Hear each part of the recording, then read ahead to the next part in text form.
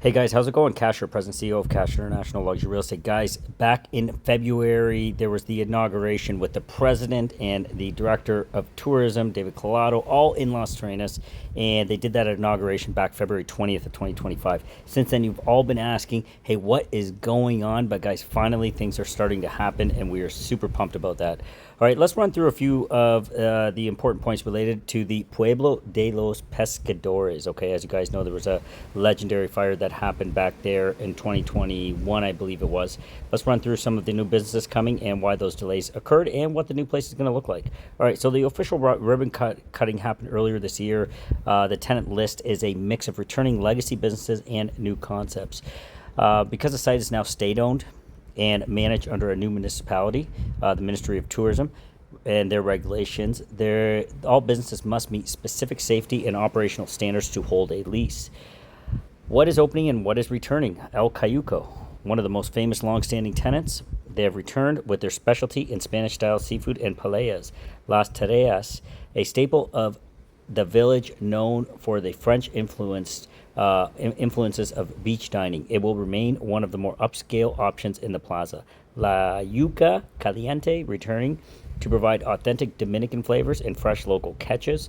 Then one of the new ones, Pizza Playa, La Vida e Bella. Okay, Italian concepts that were part of the original charm have been integrated into new businesses. Brazier Barrio Latino, a popular spot for Western style, quote unquote Western style, dining and cocktails. Santee Restaurant, known for its Italian / Dominican fusion and handmade pastas. Okay, so they're coming in there as well. With the new setup, let me explain it to you a little bit if you haven't been there, or when you do get there, you'll see it. The village looks a little bit different than the one you might remember years ago. The resilient design, instead of the high-risk all-wood structures, the 10 businesses are now built with modern materials, but styled to mimic the traditional Caribbean casitas.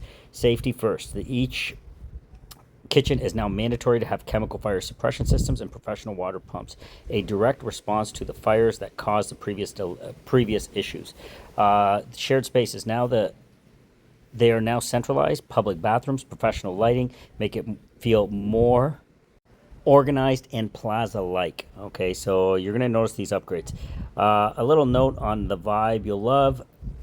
If you love the old, slightly chaotic, barefoot in the sand feel, be prepared for a little more structured experience. The government is currently implementing a territorial ordering plan for Las Terrenas, which means there will be more regulations around the music volume, sidewalk spaces, and vendor permits. Okay, they're going to be a little more structured there. A lot of you have been looking for that and asking for that, so now you're getting it, okay? I want to answer a little bit about why the delays happened, because many of you were wondering. The journey to 2025 reopening was long and due to several factors. The 2021 fire in September of 2021, a devastating fire that destroyed 16 businesses. This was the second major fire of the decade here in this area. It forced authorities to rethink the entire safety infrastructure rather than just rebuilding what was there. Designing and location debates. There were significant delays caused by public consultations. The government and community debated whether to move the village to a new location or rebuild the original spots. Eventually, it was decided to stay in the original historic location to preserve the essence of Las Terrenas, which I'm so happy they did that. Another reason for the delay was environmental permits and hurdles. Being right on the shoreline, the project requires strict environmental approvals and anti-tide construction methods to ensure that the new buildings could withstand coastal erosions and rising sea levels.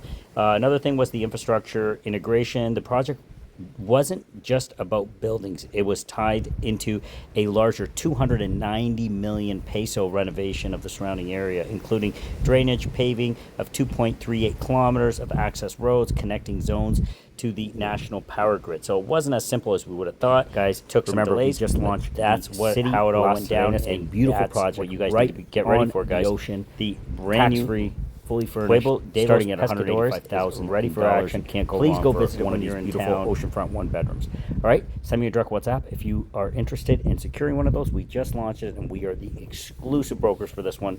So reach out and let's go ahead and find you a spot that you can love where you live. We'll see you at Pueblo De Los Pescadores. Take care.